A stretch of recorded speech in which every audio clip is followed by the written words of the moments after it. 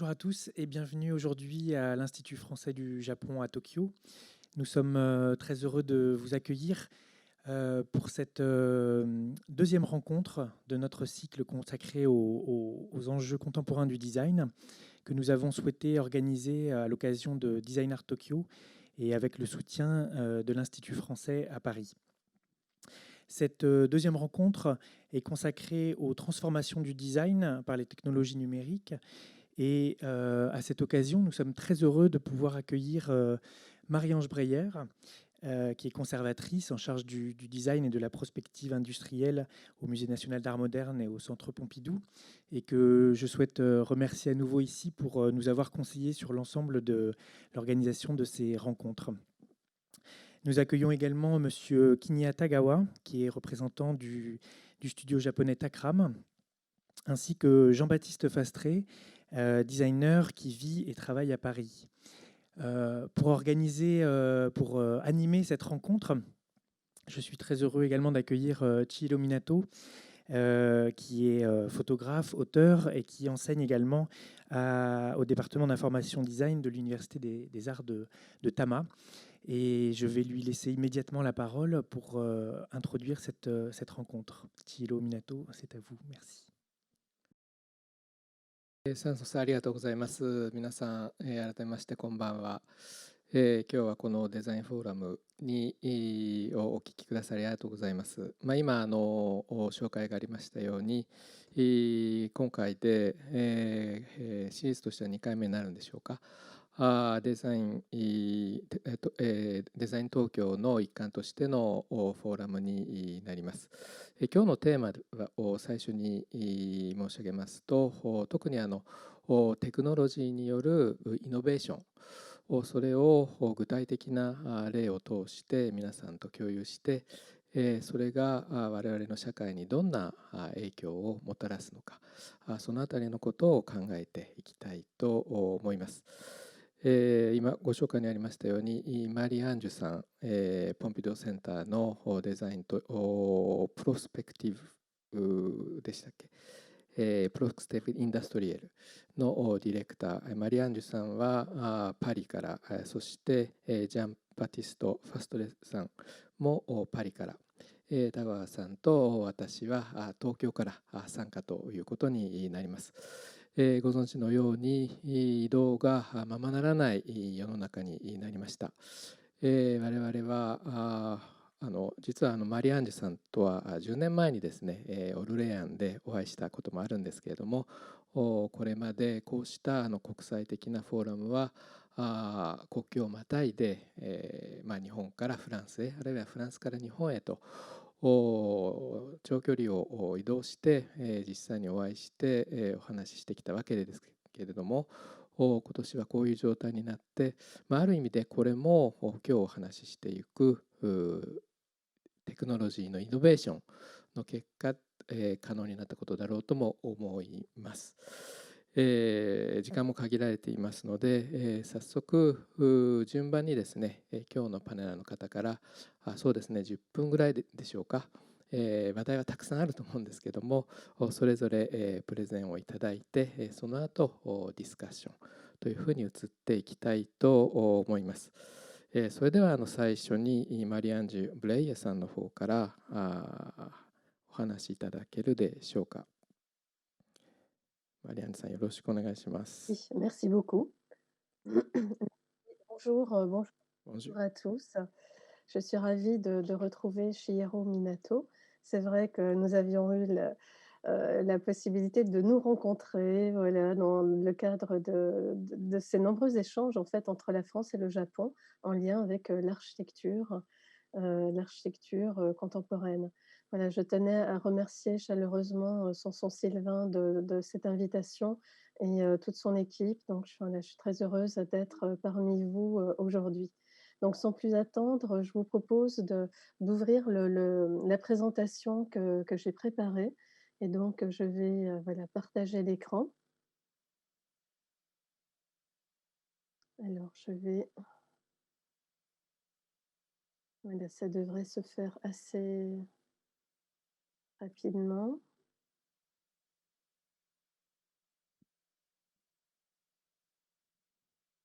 Voilà, un petit instant. Donc, je vois le PowerPoint partager l'écran. Voilà, donc, est-ce que, vous voyez bien, la présentation? はい、大丈夫です。D'accord, d'accord, très bien. Donc je vais mettre, un affichage plein écran, voilà. Et voilà, donc ma présentation, aujourd'hui, a trait, justement à un nouveau paradigme, dans l'approche de l'objet de design qui est en lien avec l'avènement des technologies numériques. Donc elle s'intitule «Nouvelle matérialité de l'impression 3D à la biofabrication», parce qu'à partir des années 2000, se développent des nouvelles technologies numériques, à la fois de conception numérique, pardon, et de fabrication numérique, grâce à l'aide des technologies d'impression 3D. Donc vous voyez, ici, ah pardon, j'ai fait, une mauvaise présentation. Attendez, désolée, donc je vais repartir, voilà. Hem, voilà, donc vous voyez ici un des premiers objets imprimés en 3D de Patrick Join, designer français, en 2004. Donc ces technologies de l'impression 3D vont permettre de mettre fin, même si évidemment, c'est toujours, le cas, à la production industrielle d'objets standardisés. Avec l'impression 3D, on peut concevoir numériquement, à l'aide de logiciels de programmation, des objets uniques et ensuite les imprimer grâce à l'aide de machines à commande numériques. Ici, de prototypage rapide dans le cas de l'impression 3D de cet objet. Et donc ce qui est intéressant, c'est de voir, qu'il se présente sous une forme organique. On a l'impression d'herbes, qui se déploient dans l'espace et il y avait, l'idée de revenir à des formes de la nature pour cet objet imprimé en 3D par Patrick Join en 2004. Ici, Nendo, designer japonais que vous connaissez, a également été un des premiers designers à utiliser ces nouvelles technologies d'impression 3D pour cette chaise. Alors l'impression 3D, ici c'est une conception numérique pour la table de Jinko Table de Roslav Grof, mais on voit une inspiration organique, une inspiration de la nature qui est très forte, très présente. Ici, avec, cet objet, nous avons en fait le croisement de l'artisanat et des technologies numériques. Olivier Van Herp est un jeune designer basé aux Pays-Bas et vous voyez que ce vase a une complexité formelle, ornementale assez étonnante. Il a été réalisé avec une technique d'impression 3D, couche par couche, et on voit ici la machine qu'il a inventée, développée lui-même, qui a servi à fabriquer cet objet. Mathias Bengtsson est un designer qui, lui, travaille beaucoup avec le métal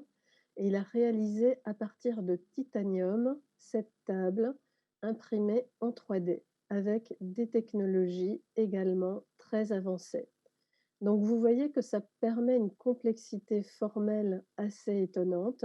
et que l'impression 3D touche tous les matériaux, comme ici, Neri Oxman au MIT à New York, avec l'impression 3D de verre. Joris Larman, avec une autre pièce dans nos collections. Donc, ici, c'est de l'impression 3D également, qui a permis ces motifs extrêmement complexes d'ornement et une recherche effectivement pour avoir, comment dire? Des objets, qui soient avec une définition, extrêmement, subtile. Donc on a l'impression de microcellules. Une vue de l'exposition que nous avions organisée au Centre Pompidou en 2017, Imprimer le monde, avec un objet étonnant, par exemple, cette architecture, de ces architectes, ce sont différents blocs imprimés en 3D qui ont été découpés à l'aide d'une machine à un degré de résolution, vraiment très, très important et on a une complexité ornementale qui est rendue possible grâce à cette impression 3D qui est à partir d'algorithmes de subdivision, qui vont jusqu'à l'infiniment petit, qui ont permis du coup d'avoir, cette, ornementation proliférante. Ici, un pont, par exemple, imprimé en 3D, en métal, toujours avec Joris Lerman. Donc voilà pour le champ que couvrent ces nouvelles technologies numériques de conception et de fabrication numérique que l'on appelle l'impression 3D. La deuxième partie de ma présentation, pour rester dans les 10 bonnes minutes imparties, concerne l'usage, le recours aux biotechnologies, à la biofabrication, c'est-à-dire comment concevoir le design à partir d'organismes biologiques qui peuvent être des bactéries, le mycélium de champignons, les algues, et comment réaliser des matériaux organiques naturels qui peuvent servir dans le champ du design. Ici, David Benjamin, c'est un architecte basé à New York qui a réalisé la grande arche que vous voyez à l'aide de briques qui sont en mycélium de champignons vivants. C'est-à-dire que le champignon continue son processus de croissance et c'est cela qui va tenir ensemble les différentes briques que vous voyez.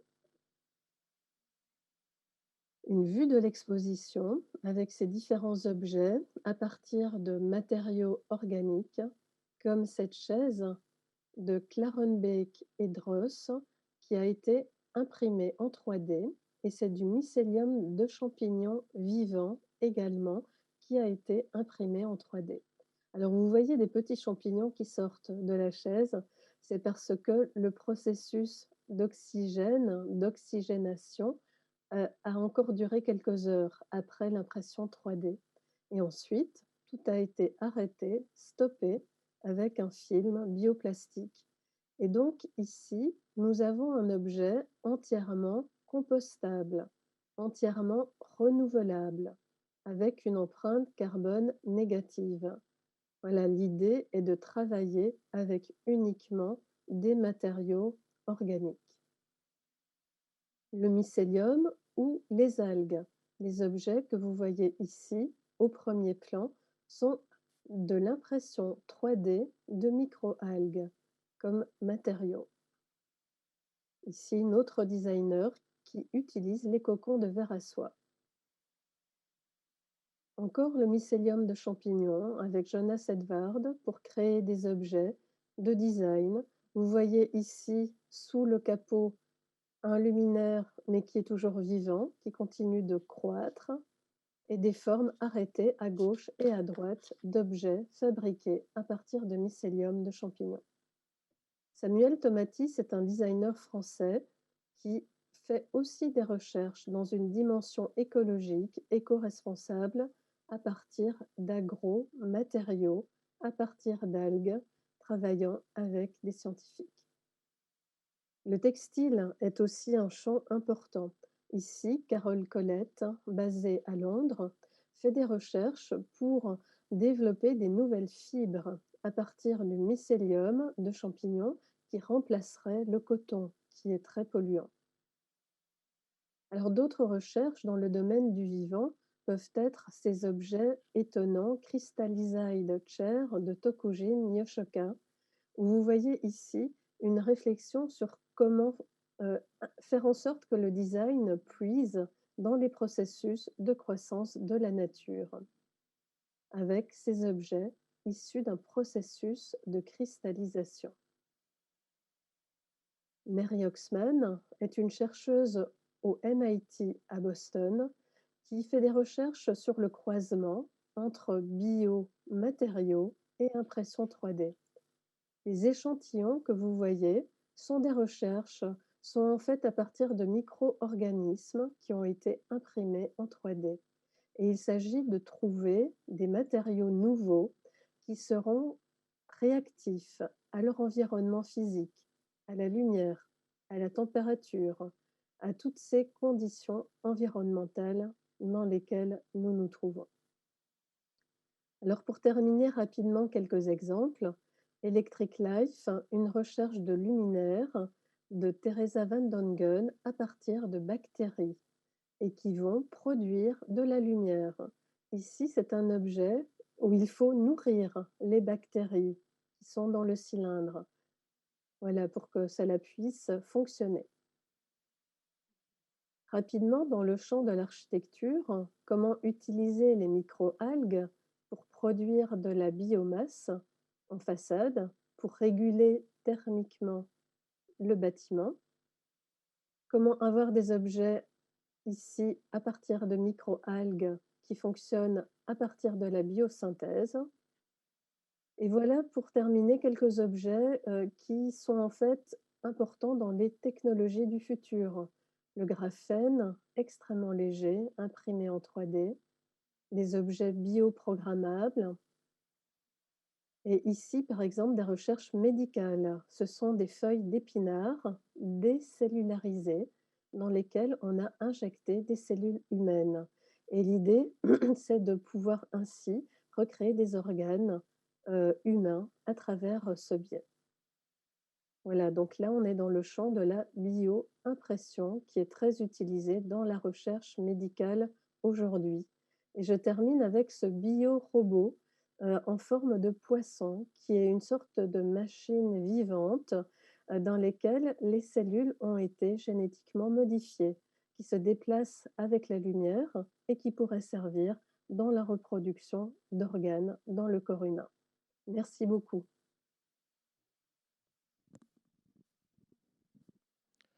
ありがとうございます。ポンピドーセンターはですね、僕はパリに行くと必ず、一度は寄るようにしている。なぜかというとですね、たくさん展覧会があるんですけども、いつも何か驚きがあるんですね。で今日のお話はハイテクノロジーによるイノベーションですけども、テクノロジーが今の話のように自然の形に戻っていくというか、自然や極めてオーガニックな形態を新たに作り出しているんだというところに驚きますし、特に我々日本人にとっては海藻というとですね、毎朝食べるわかめとか昆布のことなんだと思うんですけど、それがこういうデザインに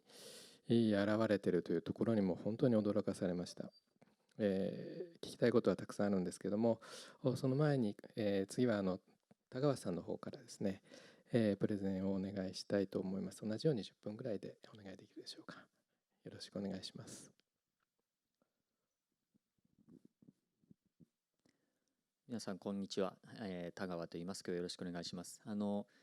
日ですね、本当に日仏またいでつながったクリエイティブな会話ということで大変楽しみにしてきました。お招きいただいてありがとうございます。あとオーディエンスの皆さんこんにちは、よろしくお願いします。少し自己紹介ということで、10分ほどですねいただきます。今画面に映っているタクラムという名前は、私が主催しておりますデザインファームの、名前になってます。で私自身は、デザイナーとして仕事をしているんですけれども、もともとですね、バックグラウンドはメカニカルエンジニアリング、でしてあとインタラクションデザインですね。なので、機械を作ったりソフトウェアを作ったりっていうエンジニアリングの、バックグラウンドがありまして、でその後にデザインを勉強しました。で私はイギリスのロイヤルカレッジオブアートというところで、ですね、インダストリアル、デザインエンジニアリングっていう、デザインとエンジニアリングの、ハイブリッド型の、人材を育てる、そこのコースを卒業しまして、でその後ですね、日本に東京に戻ってきて、デザインの小さなアーティストタイプのそのデザイナーの元で5年間働いた後にこのタクラムという会社をスタートさせました。でその後ですね、ロイヤルカレッジの方から、客員教授として呼び戻されまして、2015年から18年まではRCA のですね、教育にも携わっています。で、現在もRCA にはですね、フェローというポジションで在籍してまして、日本とイギリスをつないだいろんなプロジェクト、なんかを、主催をしております。で、あと、自分のデザインファームもやりつつ、政府のですね、アドバイザーのようなことも、やっております。で、私の会社の、タクラムっていうところはですね、私のような、どちらかというと、ですね、純粋なデザイン教育を受けた人たちの集まりではありませんで、かなりたくさんのですね、ハイブリッド型のプロフェッショナルたちが、いるようなファームです。私自身は自分のことをデザインエンジニアというふうに呼んでますけれども、ビジネスとそのデザインの間を、橋を架けるようなビジネスデザイナーという人たちですとか、あと、デザインの中でもですね、例えばスペキュラティブデザインをやっているような人たちがいたり、さらにその先の僕らコンテクストデザインって言っているような、コンテクストをデザイン対象とするようなタイプの人たちがいたりと、かなり多様なハイブリッド型のデザインプロフェッショナルたちが集まっているチームです。今50名ほど、いまして、さまざまなデザインプロジェクトを、ですね、東京とロンドンとニューヨークと3カ所スタジオがあるんですけれども、いろんなタイプのイノベーションプロジェクトっていうものを、たくさんやっているようなそんなファームになっています。メインのオフィスはですね、東京の、表参道というところに今ありまして、こんな形のところで、仕事をしています。で、少しですね、僕らの仕事をいくつか紹介していこうと思いますけれども、今写真でご覧になっていただいているのは、これは、僕らの重要なクライアントですけれども、トヨタ自動車という日本の、これはモビリティカンパニーにありますけれども、トヨタの皆さんと一緒にやったプロジェクトでして、今ご覧になっていただいているように、これはですね、車輪が、これ8輪ついてるんですけれども、8輪の、いわゆる e モビリティですね、EV、ですけれども、電動でレベル5の、完全の自動運転、というのが実現をされていてですね、この下のプラットフォーム、車の車体の上に、いろんなタイプのアプリケーションをインストールすることができまして、例えば走るオフィスですとか、走る、例えば店舗とか走る病院とか、そういう今人間の方がサービスをやっているところに出向いて、例えば物を買ったり、医療サービスを受けたりっていうふうに人間の側が動いていくっていうのが普通ですけれども、ここで描いている世界観っていうのは、サービスに車輪がついて、サービスの側が人間の方にこう近寄ってくるっていうふうなそういう発想の、大きな転換をしています。で、そうしますと今ですね、例えば病院っていうことを一つとってもみんな一箇所に病院に行くわけですね。で、一箇所に行くので、病院というのは規模が大きくなっていくし、そこの閉じた空間の中に、いろんなものをこう集積をしていくっていう、これは都市化のコンテクストもそうだと思うんですけれども、集積していく、空間の中に高密度に集積していくっていうそういう考え方ですね、都市の。これはシビライゼーション、基本的にそういう考え方だと思うんですけども、こういったモビリティができてくるとですね、例えば人が少なく人口が少ないところにも高度なですね、例えば、サービスであったり、その医療であったり、例えば行政的なサービスだったりもいいんですけども、そういったものがこれがですね、例えば町とか村の中をこううろうろしてですね、本当であれば例えば地域に住んでらっしゃる方っていうのが長い時間をかけて都市に行って、そこでいろんな手続きをしたりサービスを受けたりするっていうことから、逆にそういうものが都市からその地域の方にやってきてくれて、非常にそのサステナブルな環境の中で、こういったものができるというようなことですね。なのでこういったものをですねコンセプトとして作って、2018年のCES っていうラスベガスである大きなショーがあります、エキシビジョンがありますけれども、そこのキーノートスピーチで、豊田社長の方から、世界に向けて発表されました。で、このプロジェクトがきっかけになってですね、これはコンセプトで止まっているわけではなくて、これを作る会社ができまして、実際にこれ車が開発されていて、来年実施できるかどうかまだ分かってないですけれども、東京オリンピックの選手村でこれが実際に車が走ることになってまして、でさらにですね、今このモビリティを使った都市開発も進んでいます。日本にあります富士山という大きな山があるんですが、その麓に今都市が作られようとしていまして、このモビリティが走ってですね、完全な自動運転と、これを使ったそのいろんな研究開発っていうのがその都市にリサーチャーとかですね、スタートアップの人たちが移住してそこで住みながら開発をするっていうようなコンセプトも今実行に移されようとしています。で、こういったタイプのプロジェクトに、デザイナーが介在をして、ビジュアライゼーションをして、コンセプトを広く訴えかけていくことで社会が動いていくと、実際に動いていくっていうふうな、そういった、一つの事例になってます。いろんなプロジェクトあるんですけれども、今現在進行形で、手掛けているもう一つの仕事がこちらです。でこれはですね、ウェブサイト、ウェブサービスになるんですけれども、V リーサスと V リーサスですね、というプロジェクトでして、でこれはクライアントは日本の政府、内閣府ですね、になります。でこれ何をやってるサイトかというと、ちょっと後のディスカッションの方でも出てくるかもしれないですが、今回の COVID-19 に対してですね、どうそのテクノロジーやイノベーションというのが社会の動きに対して良い形で影響を与えることができるのかというところの一つの、チャレンジなんですけれども、これを切り口としては世の中で、この、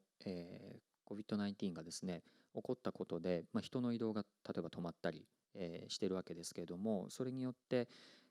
これは日本の、状況ですけれども、経済がですね大変傷んでいます。でこの経済が傷んでいる、その状況ってものをいろんなですね民間の、データを、国が主導してデータを集めています。でその集めたデータを、これを無料のサービスとして一般の市民の皆さんが簡単に見れるようにですね、公開をするようなそんな情報の提供サイトになってまして、これはいわゆるですね、ニュースメディアを通じて僕らが見聞きする、例えばストーリーですね、ストーリーベースのその報道であるとか、あとはフェイクニュースとか、いろいろあるんですけれども、冷静にその市民の皆さんが情報を受け取ることで、自分たちが見聞きしているものっていうものがその、ファクトフルネスっていう言葉もありますけれども、一体本当はどうなのかっていうところをちゃんと、エビデンスとベーストでチェックすることができる、そんなサイトサービスになってます。でこれをですね僕自身がこのプログラムの全体のサービス設計ですとかユーザーインターフェースの設計のディレクターを務めてまして、今年の6月にものすごい短い開発期間で立ち上げていったものとなってます。で今も現状これはどんどんですねデータが拡張されて機能も拡張されて、いましていろんなところで使われるようになってます。でこれはエビデンスとベースとポリシーメイキングっていうふうななんかそういうですね EBPM っていうふうな言葉もあるんですけれども、政府の方がいろんな施策をですね、投入したときに実際それが効果としてどれぐらい出ているのか、例えばレストランのビジネスに対してどうだったのか、例えばそのツーリズムに対してどうだったのか、そもそも人の移動に対してどうだったのか、で少しその規制を緩めたときにどれぐらいそのコロナウイルスの、感染というのが拡大をしているのかということをバランスを見ながら、それでその抑制政策と緩和政策、これはブレーキとアクセルですけれども、これを絶妙に踏み分けながら、感染対策をやってるっていう、これはもう政府のですね行政の最前線のプロジェクトになっています。であとはですね、いろんな、例えばブランディングの仕事ですとかテクノロジーのイノベーションプロジェクトのようなものを、日々たくさんやってまして、コーポレート大きな大企業の仕事もあれば、スタートアップの仕事も、あればということで、僕らはデザインのですね力を使って、あとビジネスとその、テクノロジーと、掛け算をしていくことで、世の中にチェンジメイキング、変化を起こすっていうことを、全力でやるというようなことを、日々やっているような人たち、ということになります。はい、以上になります。ありがとうございます。高橋さんありがとうございます。今本当に短い時間でプレゼンいただきましたけれども、普段その東京とロンドン、そしてニューヨークでしたか、別々のプロジェクトをそれぞれの都市で、動かしているということですか？それとも何か横断的に3つの都市をまたいだ共通のプロジェクトでもあるんでしょうか？基本的にはまたいでやってます。そうなんですね。はい、なので、こういう形でオンラインでももうつながれるようになってますので、国をまたいだハイブリッド型のチームで、プロジェクト自体は例えばロンドンのプロジェクトだったり、アメリカのプロジェクトだったりするんですけれども、はい、またぎながら仕事をやってます。そこがやはりイノベーションだと思うんですよね。それぞれの都市の環境や条件や、いろいろ動いている中で、データや知見を交換しながら共有しながら進めていくということだろうと思います。そのあたりのことについても後ほど詳しくお聞きしたいと思います。それではお待たせしましたけれども、ジャン・バティスト・ファストレさんの方にマイクを渡したいと思います。ファストレさん、こんにちは。Bonjour. Bonjour. Bonjour. Je vais partager mon. お願いします。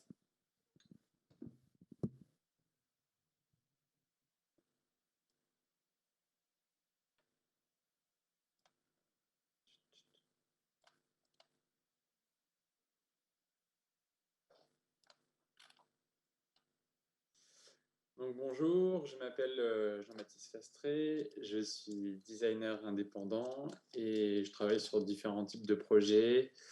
d'édition, de recherche et aussi des scénographies avec plein de partenaires différents comme le Centre Pompidou, la Galerie Créo et j'ai une relation depuis longtemps aussi avec l'éditeur Moustache, avec qui on a développé beaucoup de projets. Je travaille sur beaucoup la thématique de l'hybridation, une hybridation qui prend des formes, différentes formes, des hybridations entre l'industrie, l'artisanal, une hybridation aussi temporelle entre des narrations sur à la fois des formes antiques et aussi bien des formes futuristes, et aussi bien sur la forme libre qui va côtoyer une esthétique parfois plus rationnelle. Et je vais vous présenter une série de projets du coup plutôt axés sur notre thématique du jour, c'est-à-dire les technologies numériques. Et vous allez voir qu'à chaque fois, j'essaye d'associer les technologies numériques avec une approche plus artisanale et organique et parfois primitive, comme ça peut être dans ce premier projet, donc l'arc Yatari, qui a été présenté durant l'exposition Imprimer le Monde au Centre Pompidou. Donc c'est un arc qui est en fait constitué. Alors je ne sais pas si on voit tout l'arc là. Je ne sais pas si c'est normal ça. Mais c'est un arc qui est donc du coup constitué d'une branche d'arbre qui a été collectée dans la nature, sur lequel sont greffés un certain nombre d'éléments imprimés en 3D. Donc en fait c'est vraiment une pièce de l'ordre de la posture en fait et du discours, c'est de dire on peut associer finalement des objets, une approche finalement primitive proche de l'homme avec ce que l'homme aujourd'hui a fait de plus pointu, de plus élaboré en termes de production.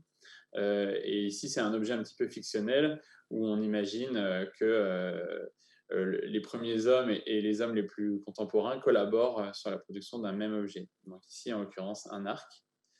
Donc cet objet de recherche est lié à un autre type de démarche, du coup plus relié avec des objets plus fonctionnels. Ici, donc, le sèche-cheveux qui s'appelle sèche-cheveux Tomahawk. Donc, sur ce projet, en fait, il s'agit de faire une hybridation entre un objet industriel qui est un électroménager, qui est le sèche-cheveux, avec une démarche artisanale, locale, qui est le travail du bois. Donc, le sèche-cheveux est décomposé en deux parties, et le sèche-cheveux est considéré comme un outil, comme une hache, comme un couteau, et on se dit qu'il pourrait très bien, la partie du soufflant pourrait très bien être fabriquée industriellement en série et confiée ensuite localement à des gens qui travaillent le bois et qui vont permettre de créer en fait cet objet qui serait à la fois un objet donc industriel et artisanal, mais aussi un objet de série et unique à la fois. Donc voilà, donc on peut voir ici voilà, que ça peut prendre aussi différentes formes, tout simplement par l'hybridation. Et même, pourquoi pas, différentes prises en main. Donc voilà. Ensuite, je vais vous présenter donc ce projet qui est un projet fait avec la manufacture de Sèvres, donc à Paris, qui est une manufacture de céramique qui possède un savoir-faire traditionnel et dont la mission est justement de conserver ce savoir-faire en tant que tel et vraiment toute sa qualité et toute sa préciosité. Il m'avait demandé de dessiner une série de jouets. Alors avec tout le côté paradoxal que peut avoir le jouet en porcelaine, j'ai décidé du coup de travailler sur des figurines culbuto, c'est-à-dire des pièces dans lesquelles on va jouer avec la fragilité. Et ici, pour générer des formes d'objets contemporains et peut-être même de jouets, de figurines contemporaines, j'ai décidé d'hybrider la porcelaine donc de Sèvres qui est fabriquée en plaques de ce qu'on appelle donc le biscuit, donc qui est une porcelaine crue, que je confie à une personne qui va découper numériquement au jet d'eau ces plaques de porcelaine. Ce qui va nous permettre de générer, par donc du coup cette hybridation de compétences entre la fabrication de la plaque de porcelaine crue et la découpe jet d'eau, des formes nouvelles en porcelaine qu'on peut constater ici. Par exemple, cette forme un petit peu qui peut évoquer le volant de badminton serait totalement impossible à faire par moulage. Donc du coup, c'est aussi pour dire, par la collaboration entre les technologies numériques et les savoir-faire traditionnels, on peut arriver à des nouvelles formes d'objets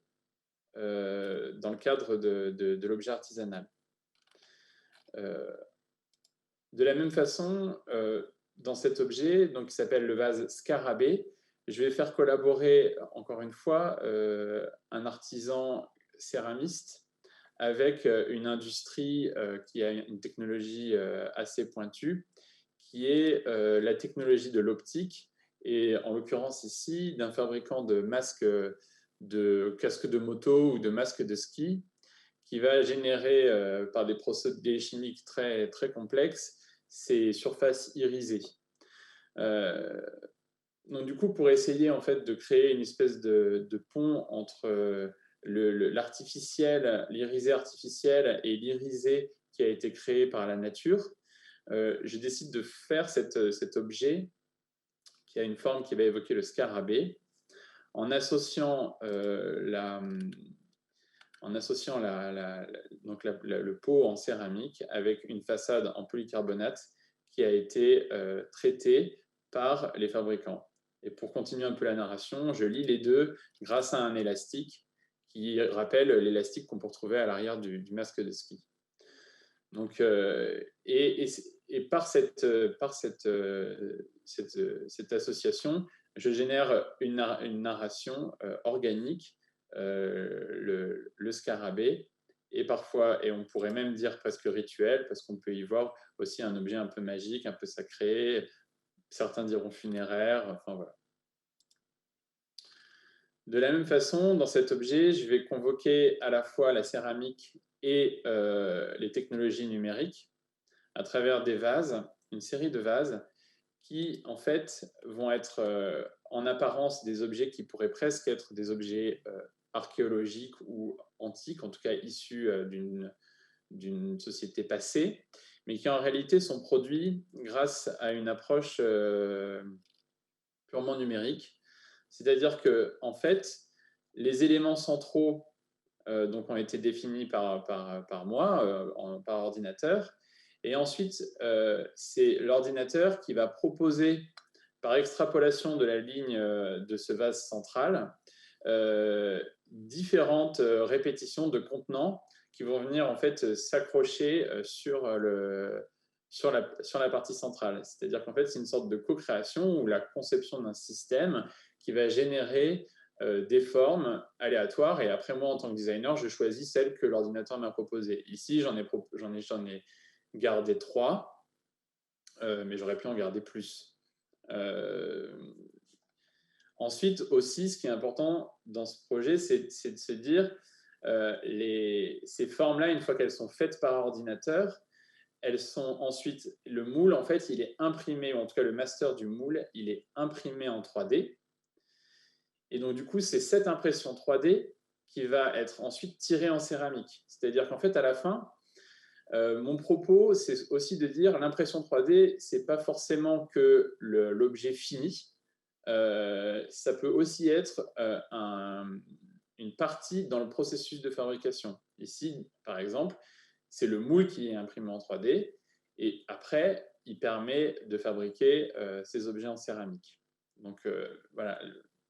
l'impression 3D n'est pas forcément une finalité, mais elle est aussi importante, même dans un processus artisanal. De la même façon, un peu à la suite de cet objet ici, l'idée c'est de dire est-ce qu'on ne peut pas, grâce à l'impression 3D, générer des objets techniques en céramique. C'est un peu le propos de cet objet qui s'appelle Holo, et donc qui est une petite lampe en céramique qui a été modélisée en 3D, dont le moule a été fait grâce à l'impression 3D et qui permet de générer ces formes totalement inhabituelles en céramique, qui sont des formes plutôt issues du langage industriel et qui permettent à des objets en céramique de rentrer dans le champ des objets techniques. Ici, une lampe qu'on peut positionner dans trois positions différentes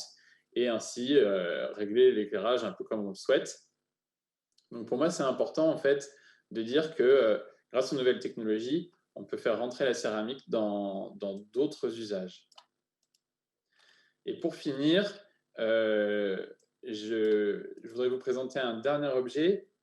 aussi sur l'impression 3D qui s'appelle Colapasta Numerica, qui est en fait une passoire que j'ai réalisée pour le Salon du Meuble de Milan, qui avait demandé de faire un objet du futur en 3D, en impression 3D. Et je m'étais dit, finalement, Marie-Ange Braillère montrait tout à l'heure que souvent, les capacités formelles de l'impression 3D amenaient les designers souvent à générer des formes organiques, un petit peu libérées, un petit peu folles comme ça. Et je m'étais dit, finalement, est-ce qu'on ne pourrait pas prendre le contre-pied de ça et de se dire que finalement, si on allait est-ce que finalement l'objet en 3D du futur, c'est pas l'objet du quotidien, un objet qui serait totalement réduit à son économie pure, très simple, mais construit en impression 3D pour le quotidien. Donc, j'ai fait cette passoire qui, en fait, grâce aux technologies d'impression 3D, permet de créer cette espèce de grille numérique, mais qui prend la forme d'une passoire et qui, en fait, est pour moi une sorte de vision très futuriste de l'impression 3D, c'est-à-dire l'impression 3D qui n'est plus à l'état d'expérimentation, qui n'est plus à l'état de propositions un peu comme ça éparses faites par des chercheurs, mais qui est vraiment rentré dans le quotidien de tout le monde et du coup conçu dans sa plus simple expression d'objet du quotidien. Et voilà, j'en ai fini pour ma présentation. ありがとうございます。今の水切りボールですけれども、普通の例えばパスタを茹でた時に使うような水切りボウルなんですが、普通の水切りボウルよりとどんな風に違うんでしょう。よりパスタの水が早く切れるとか。Alors, en fait, pour moi, le propos dans cet objet, c'est justement de ne pas proposer, comment dire, de ne pas dire grâce à l'impression 3D, je vais produire une passoire qui va mieux égoutter les pâtes. Parce qu'aujourd'hui, on a des passoires qui égouttent très bien les pâtes et on n'a pas nécessairement besoin d'en inventer de nouvelles. C'était plutôt de dire justement,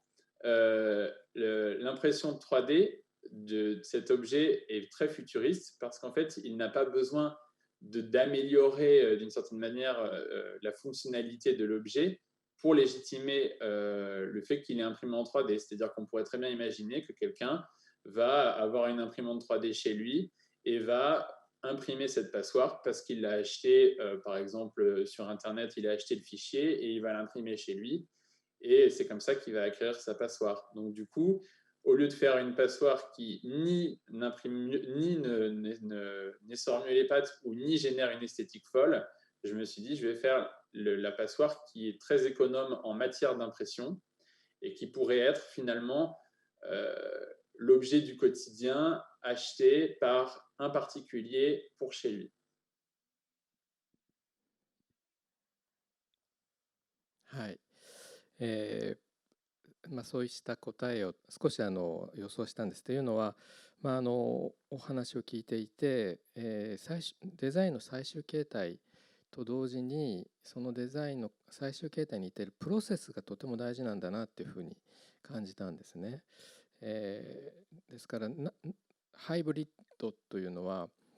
流行語の一つだったこともありますけども、ファストレさんがやられているハイブリッドというのは今までとはやっぱ違うハイブリッドだなと思いまして、非常にそういう意味では、長い歴史の中で、少しオーバーに言えばホモ・サピエンスがどんなふうに物と交渉してきたのか、物と人間の間にどんなプロセスがあったのかということを考えさせる。先ほどアルケオロジカルな花瓶を見せていただきましたけど、そうした非常に長い1万年以上にわたる、もしかするとそうした長い時間の中で人間と物の間のインタラクション、そうしたことをちょっと考えさせるような、ユーモアもあるし、何か問いかけてくるようなデザインだなというふうに私は感じました。ここからはですね、パリと東京との間の、対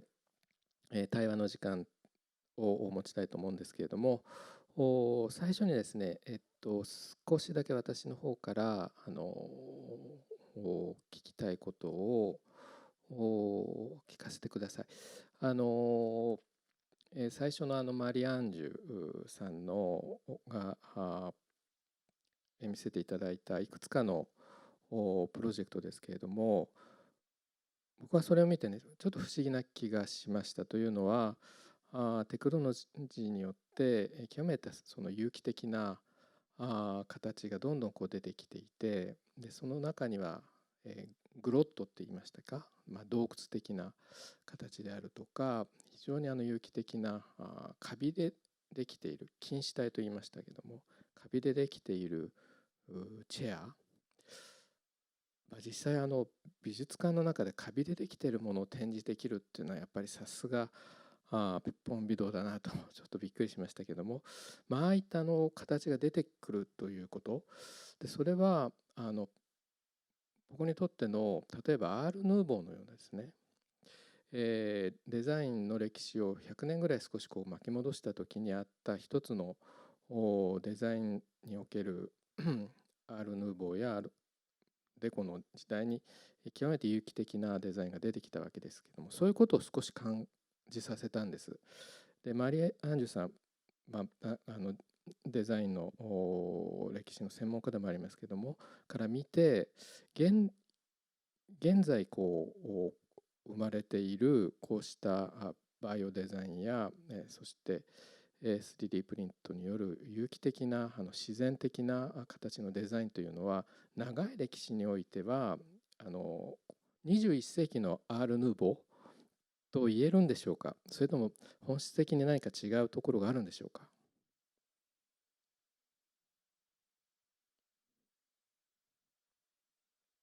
Merci de votre question. C'est vrai qu'il y a une vraie proximité formelle. On peut penser donc aux formes stylisées de la nature, qui étaient celles de l'Art nouveau, quand on voit certains objets que j'ai pu montrer réalisés à l'aide des technologies numériques. Et c'est assez effectivement surprenant de voir ces similitudes d'ordre formel, esthétique. En fait, je pense que la différence se situe, justement au niveau du processus dont vous parliez tout à l'heure. En fait, dans ce que j'ai pu montrer et le changement de paradigme que j'ai pu évoquer tout à l'heure, avec l'avènement des nouvelles technologies numériques est important. Avant, on avait ce qu'on peut appeler le biomorphisme. Donc le biomorphisme, on va s'inspirer des formes de la nature, on va les reproduire, voilà, de manière stylisée, plus abstraite, et cetera. Et c'était effectivement donc le cas de l'Art nouveau qui justement à cette période essayait de se distinguer de la standardisation naissante de l'industrie, à travers cette complexité, végétale, ornementale. Alors aujourd'hui, justement,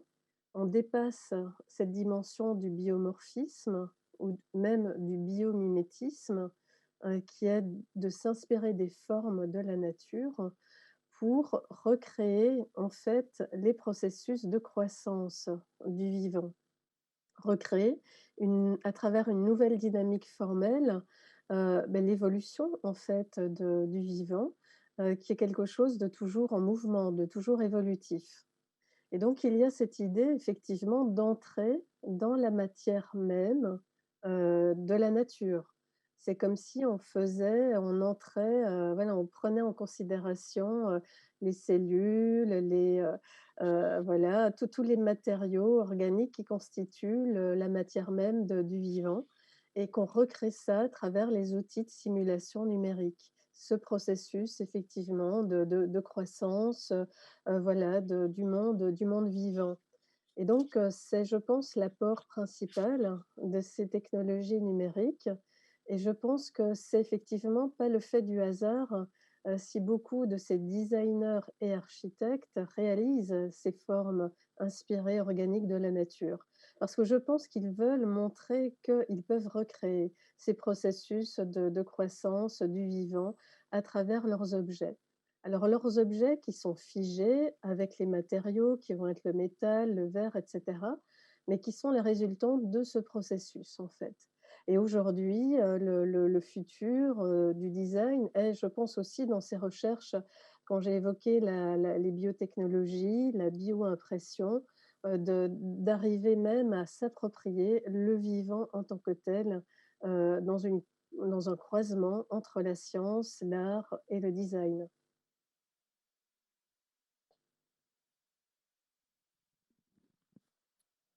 よくわかりました。ありがとうございます。確かにですね、今我々の生活を身の回りを見るとですね、圧倒的にやはり大量生産品が多いと。おまあ、ひあの大きな量販店に行くとそれが数限りなくこう並んでる。ですから生活が、どの都市でもだんだんこう確一化していく。そんな中で今日見せていただいた例というのはワンアンドオンリーっていうんでしょうか。3D プリンターによる成形というのは一つ一つ違うプロダクトを作ることができると。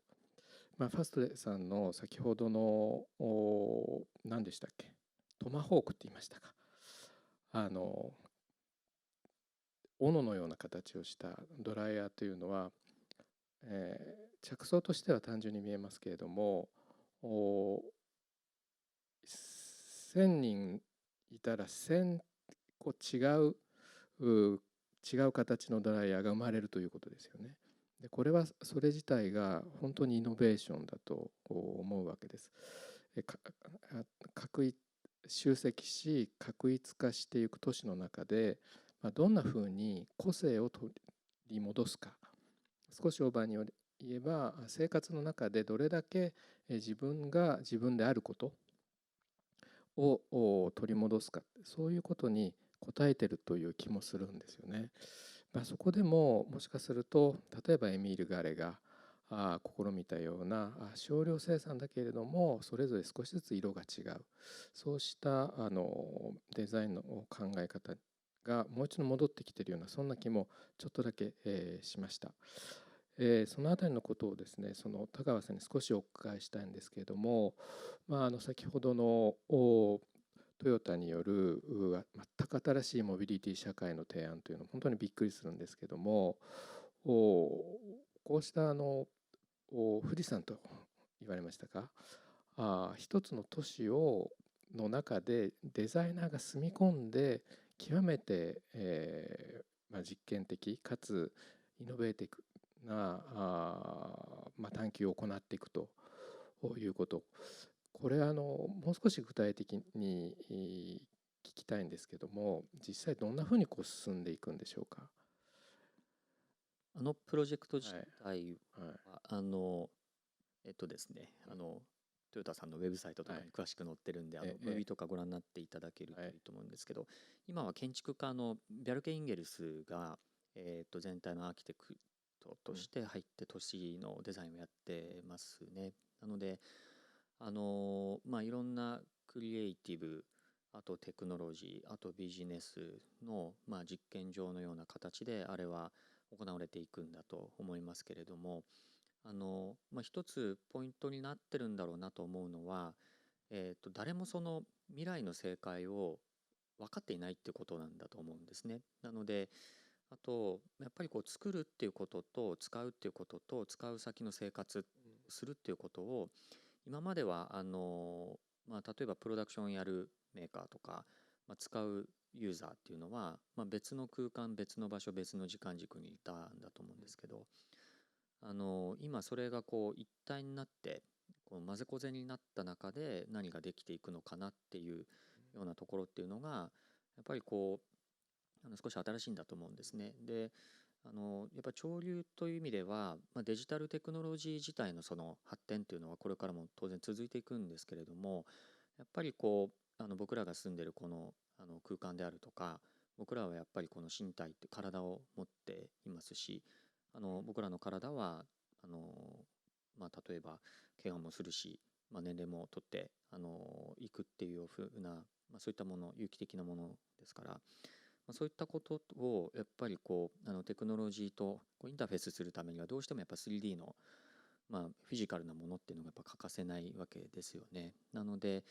まだまだやっぱデジタルテクノロジーは大変未熟なレベルで、例えば僕らが日々食べてる料理で美味しいねとか、これはいい味だねっていうようなところで言ってるその解像感にはもう全く到達してないと思ってるんですね。でなので非常にデジタルテクノロジーはストレスフルだし、僕らはそこに対してこの心地よさっていうものをまだあまり感じられてない。iPhone なんかが出てきた時にその物理シミュレーションを入れて、それでその人間のメンタルモデルがその物理側のメタファーを入れたことで心地よさが上がったっていうのは大変示唆的だと思うんですけれども、そういうそのデジタルとフィジカルっていうものをどう融合できるかとか、それをその作る人使う人、生活みたいなことをいかに分けずにその同じ地点で発生させるかっていうあたりがやっぱりここからの一つポイントになってくるのかなと思います。今田川さんの方からデジタルテクノロジーはまだまだ成熟していないんじゃないかという意見が出てきました。もしかするとその見方というのはファストレさんも共有してるんじゃないのかなという気が少しするんですけども、そのデジタルとフィジカルのがどんなふうにして今後お互いを成熟し合っていけるのか、そのあたり、どんなふうに考えていらっしゃいますか、ファステスさんは。ファストレさんは、すみません。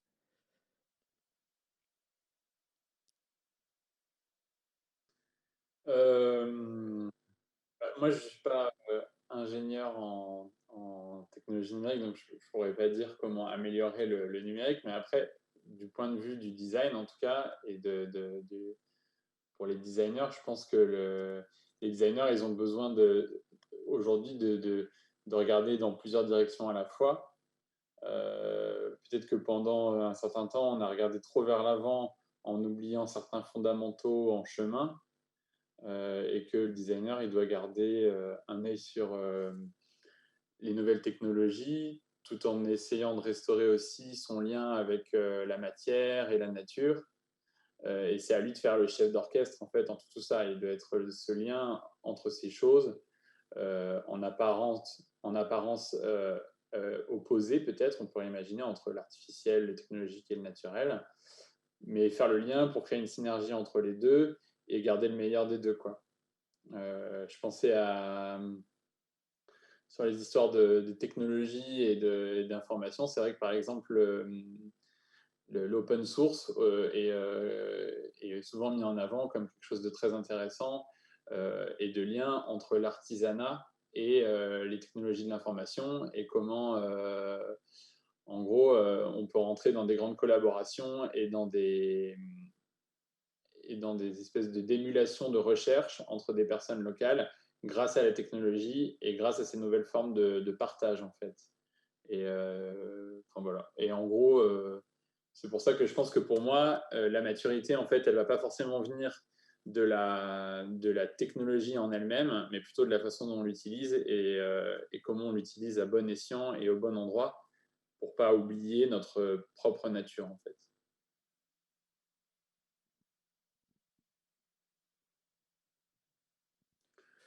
Voilà. 普段のファストレさん、こういった先ほどの弓矢のデザインとか、水切りもそうなんですけども、こういったアイデアっていうのは、普段の日常の生活の中からふっと湧いてくるんでしょうか。それともあらかじめ、何かリサーチをして、例えばですね、弓矢だと弓矢に関するリサーチをして、その結果出てくるものなんでしょうか。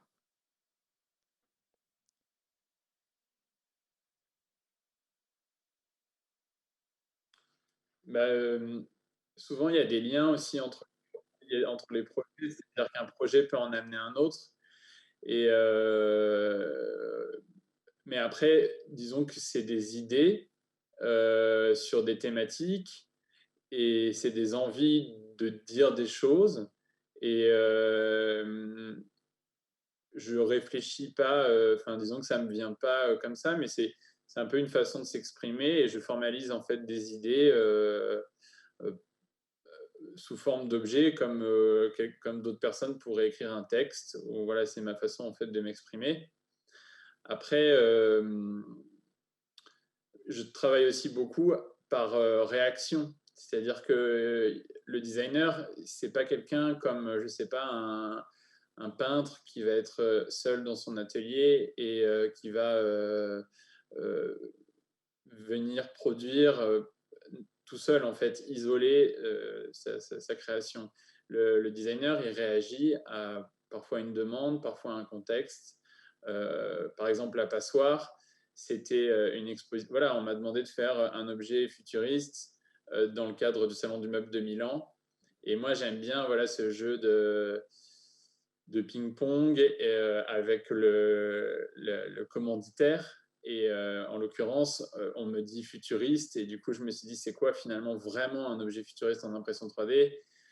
J'ai pensé au Salon du Meuble de Milan, les pattes, et c'est comme ça que m'est venue l'idée de la passoire. Et voilà, pour moi, en fait, il n'y a pas de règle, il n'y a pas une règle, mais c'est plutôt un jeu de discussion, en fait, sous la forme des objets, avec les personnes qui me demandent des pièces ou me posent des problématiques, en fait.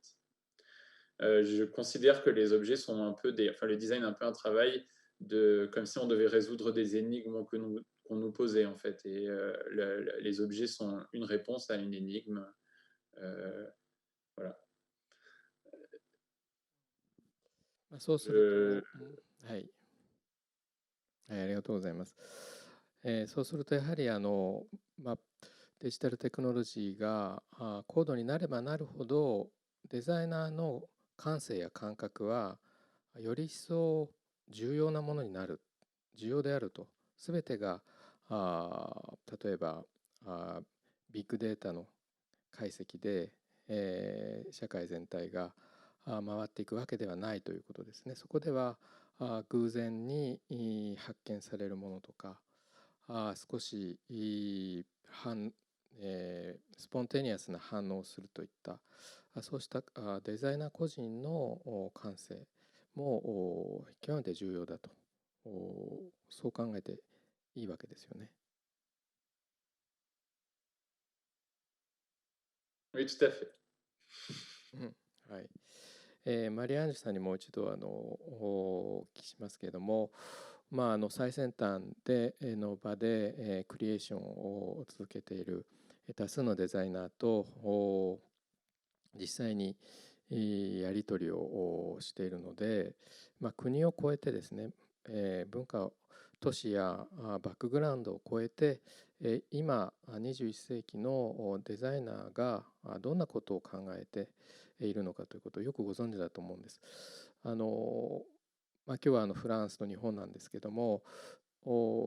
今のそのデザイナーに共通する感性や感覚っていうのは何かこういうところがちょっと共通してんじゃないかっていうふうに思うことありますか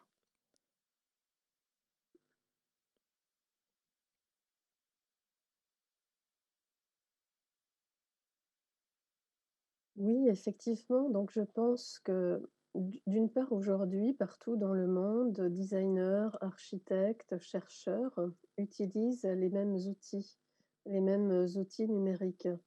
Aujourd'hui, on est à un stade où il y a une diffusion des connaissances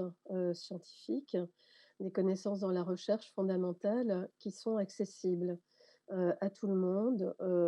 dans une grande partie du monde,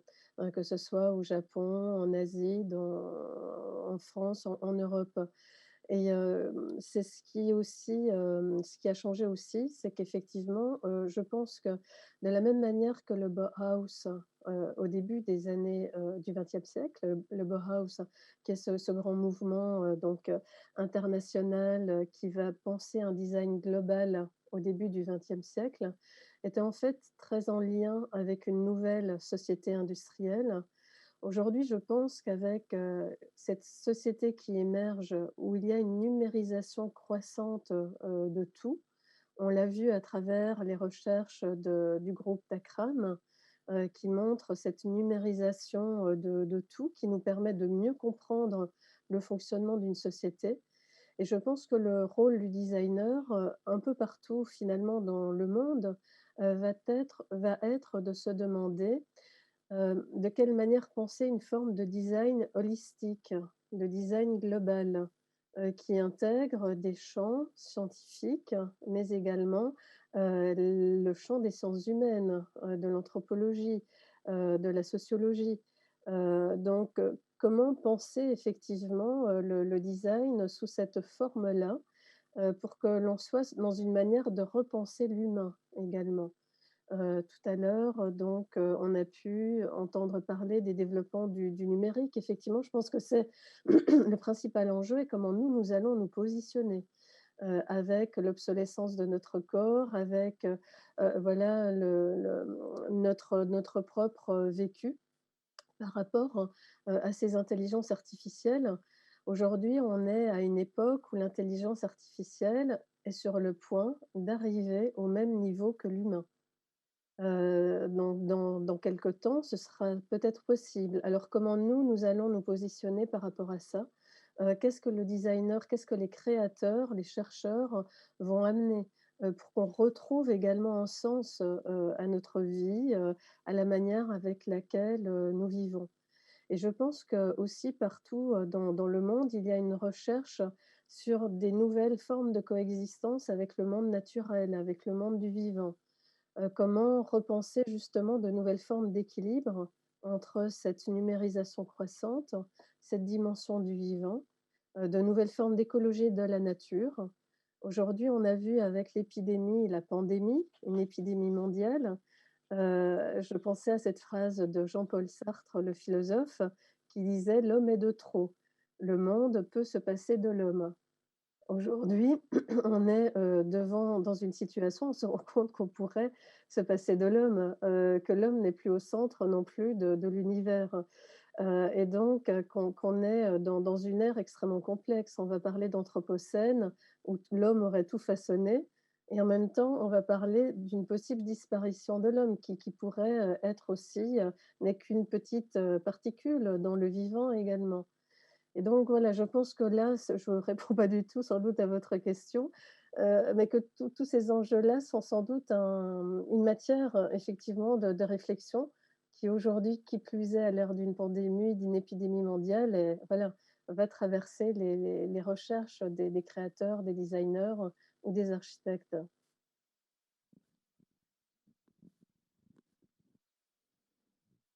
はい、まさにそう僕も思います。ちょうどバウハウスから100年という節目に今パンデミックが起きたと。これは無関係ではないと思うんですね。やはり都市化を進めてその都市化というのは高密度化、集積化、日本では3密という言葉が流行ったんですけども、密度を高くすることによって効率を上げていくと、その果てに現れたのが今の世界であって、ですから一旦どこかで疫病が発生すると瞬く間に地球上どこにも逃げ場がないくらいに極めて短期間に蔓延してしまうと。それが人類はある意味で首根っこを捕まえられたんだと思うんですね。で今現在まだそこから抜け出せていないということになるわけです。そういう意味では今マリアンジュさんがおっしゃったようにこの世界は完全にデジタルテクノロジーなしではやっていけないところまで来たけれども、同時に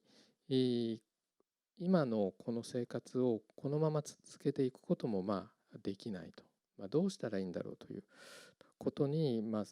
デザイナーも含めて我々はみんなその問いを突きつけられているということになります。でそこで今日お三方に聞きたかったのは、そのパンデミックの時代ですね今一番つらいのは一つはですね、やはりデザインが推し進めてきた人間の自由、個人の自由、選ぶことの自由、行動の自由、そうした自由をどこかで制限しなければいけないと、外に出れないというのが一つあるんですね。でしかし同時にデザインというのは人間の欲望、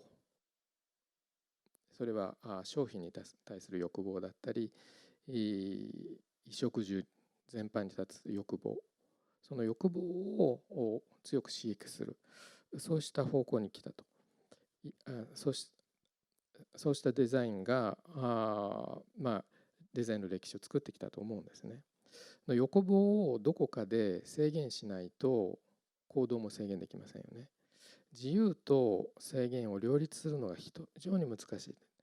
これはどこの国でもどこの都市でもパリでも東京でも世界中で皆それに悩んでるんですね。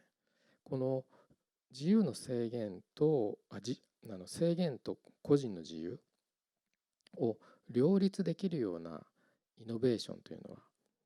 はあるんでしょうか。これ答えのない問いかもしれないんですけども、先ほど田川さんからはですね、その一つの何て言うんですかね、ヒントというか情報を正確にどうやったら伝える、今現在、例例えば感染のスピードやそういった現状がどうなっているのかと我々実は知らなかったと、4月5月の時点ではね、そういったそのどれだけ正確に、そして、専門的な知識のない普通の市民でもそれを共有できるようにするということですね。何かそのあたりで今のこの僕が今考えているようなその行動の再現と自由のを両立させてなんとかここから抜け出せるような工夫というか知恵というか、そこにデザインどんなふうに関わっていくのか、ちょっと何かお考えがあったらまず田川さんの方にお聞きしたいんですけども。デザインがどういうふうに活躍できるかっていうところで言うと、これ、ビッグデータとか、AI とかっていう話を考えていくときに、僕らあまりそれを大きく捉えすぎないようにまずしてます。非常に機能的には限界のあるテクノロジー、今のところそうです。なので、ちょっと抽象的にビッグデータとか AI っていうのを、あまり偶像化しない方がいいだろうと。より具体的に何ができて何ができないのかという話が非常に大事だと思ってます。一旦その偶像化の時代はもう、過去のもので、その具体を扱わないとデザイナーは多分そこに対峙できないかなと思ってます。で、その中で、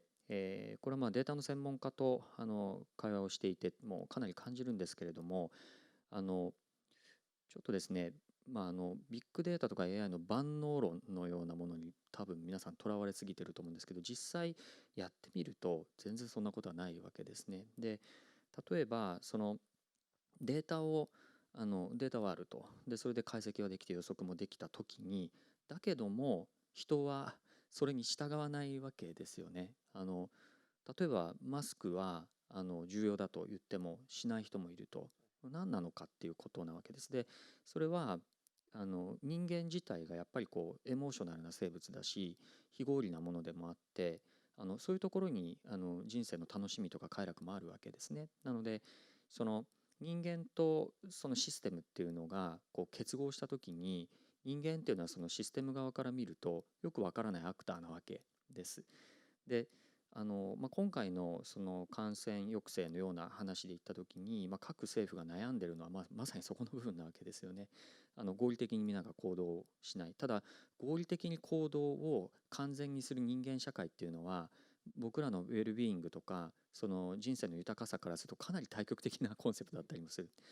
そこにみんな悩んでるわけですね。で、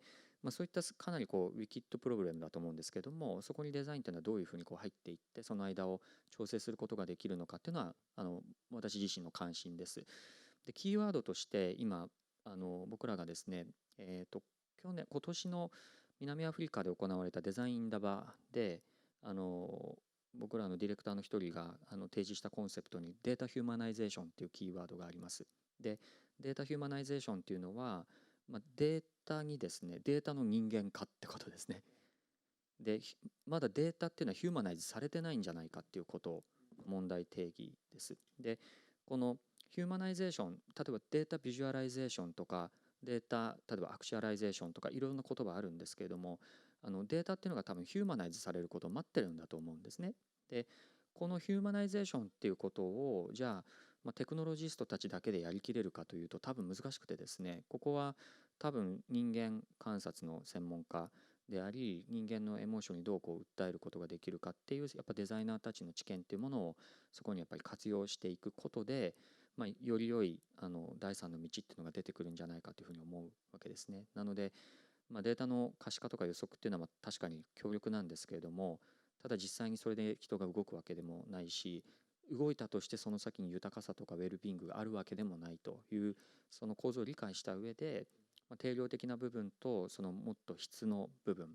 そのコンテクストも含めてなんですけども、多分両方見る必要があって、だからどっちかだけで世界を見ようとしている人には多分解けない問題だと思うんですね。だからそこはコレクティブにやらなければいけないし、先ほども少し会話出てましたけれども、かなり多層で多様なマルチアングルからのその解釈っていうことの中にしか多分解がないんだと。ひょっとしたら解はないかもしれないけれども、よりこうベターな方法っていうものをいかにこう探索的に取り組んでいけるのかっていう、そういう時代なのかなというふうには思いますね。まさにジャングルのような中にね、今年8ヶ月ぐらい住んでるなって気も。ジャングルというのはつまり見通しが悪いという意味なんですよね。今まできれいな遠近法を描いている都市だと信じていたのに、全くそうではなくて、数メートル歩くともう先がよくわからないっていうような、そういう2020年だったと思うんです。今のその田川さんの言葉にあったその非合理、必ずしも合理的な行動を取れない人間、少しこう感染のピークを過ぎると今まで通りの生活にも戻ろうとしてしまうことも一つだと思います。その非合理性を抱えた人間のためのデザインというか、非合理性を抱えた人間と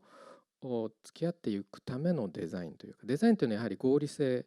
の産物だと思うんですけども、こういったことというのは、例えばマリアンジュさんどう思われますか？デザインの特にそのあれですよね、デザインの考え方をキュレーションしている立場から見て、非合理的な人間によるデザインというのは何かこう矛盾するところあるでしょうか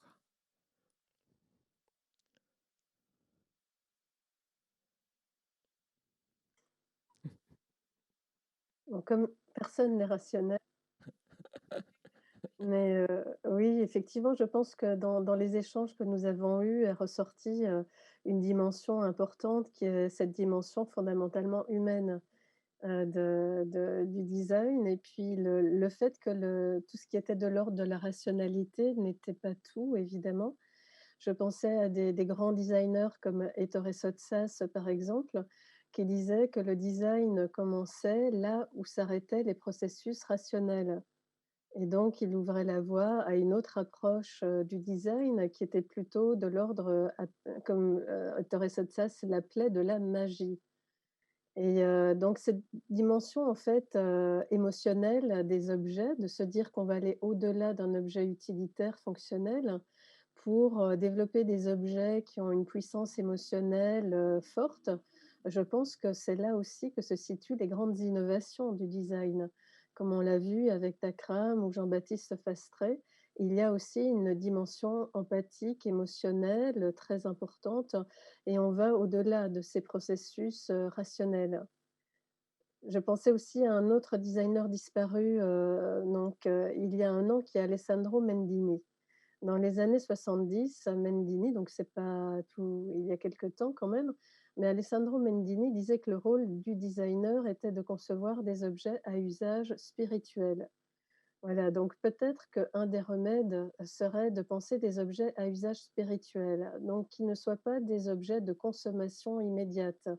qui seraient des objets, pour penser, pour méditer, des objets qui finalement ne servent à rien dans une logique utilitariste, mais qui nous permettent effectivement voilà, d'être bien et de réconcilier le corps et l'esprit. Et donc je pense que dans une période de crise, importante comme celle que nous traversons, c'est cette, conjonction entre le corps et l'esprit, pour retrouver une nouvelle forme d'équilibre, c'est peut-être là où le rôle du designer, va être important. Pas seulement en concevant des nouveaux masques, des nouveaux objets ou des parois de plexiglas, mais, repenser comment réconcilier ce corps et l'esprit avec des objets, qui prennent soin des autres, des objets, voilà, peut-être thérapeutiques comme Mathieu Lehanner les avait développés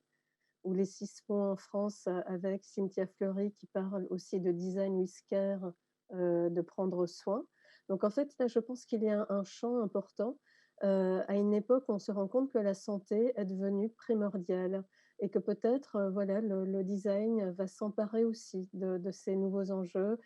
qui nous concernent, au quotidien, au jour le jour.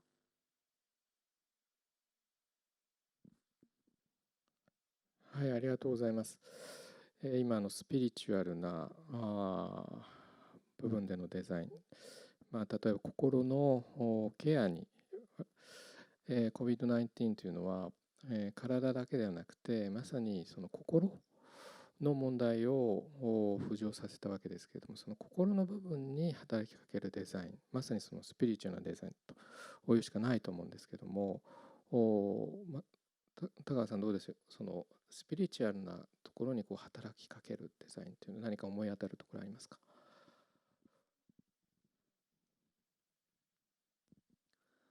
今おっしゃってたところはとても共感しますね。やっぱりデザイナーは何か作ろうとしますけれども、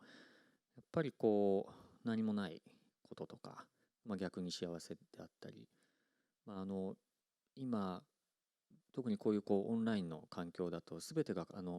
目的に準じて時間が使われる、例えばミーティングがあったり移動もありませんから、スケジュール表を見てると全部その目的で時間が埋まってるような、なんかそんな体感を持ってらっしゃる方も多いと思うんですけども、いかにやっぱり僕らの生活の中に、日本語で言うとこの間ですかね、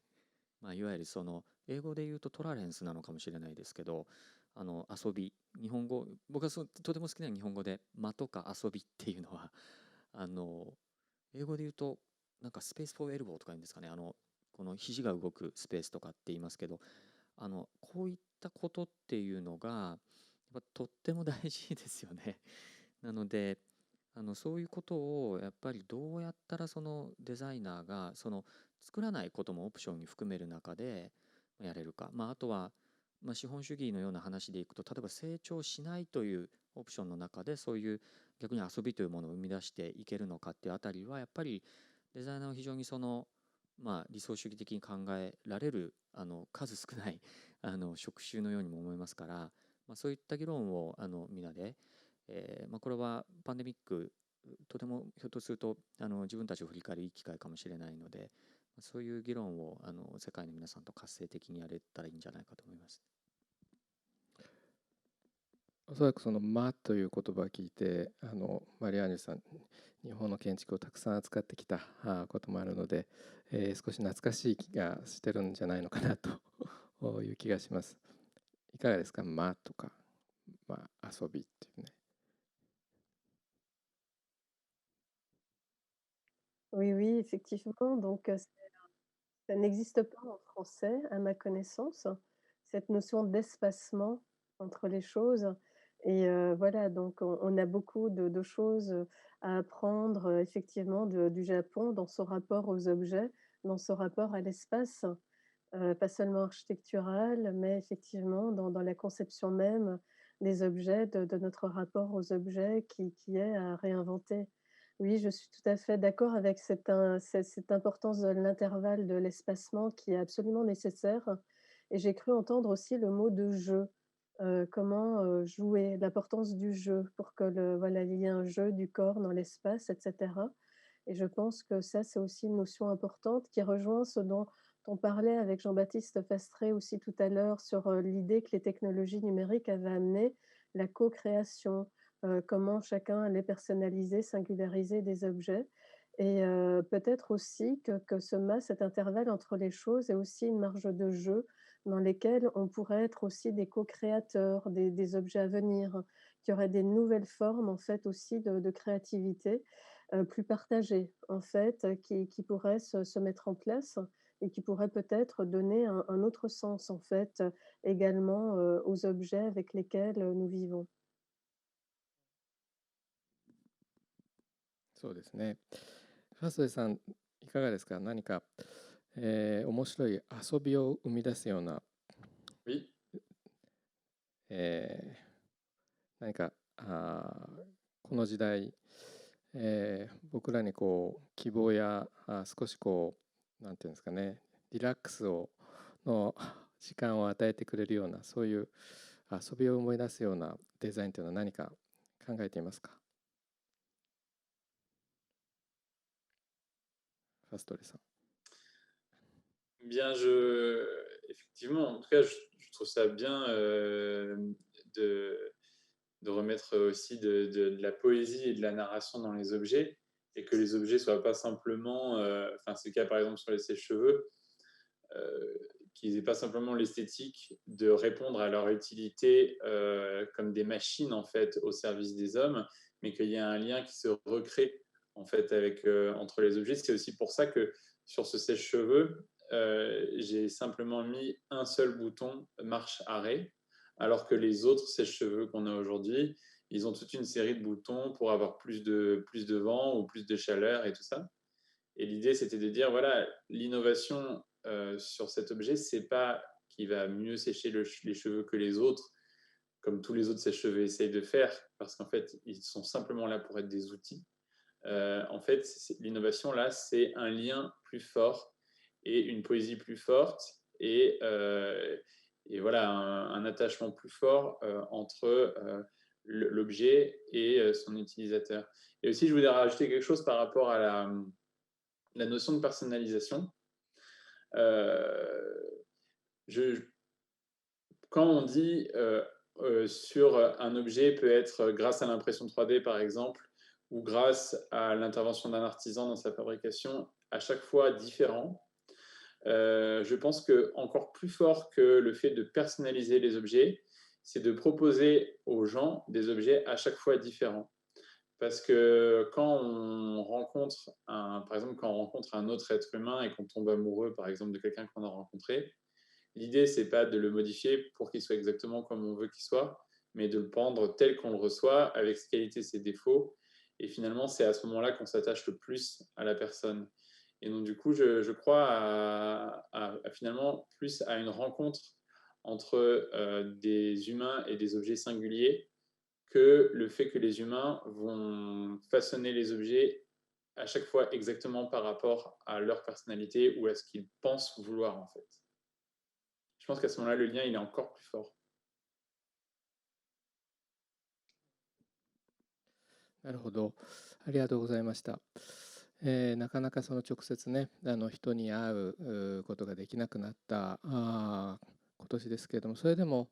ちょっとしたその工夫によって今ファストさんおっしゃったように、まだまだ人間には出会いの可能性が残されているし、いい恋もできるし、そして違う関係を築いていくこともできるんだという気がしました。ここから3人で、肘を突き合わせて、話したいところなんですけれども、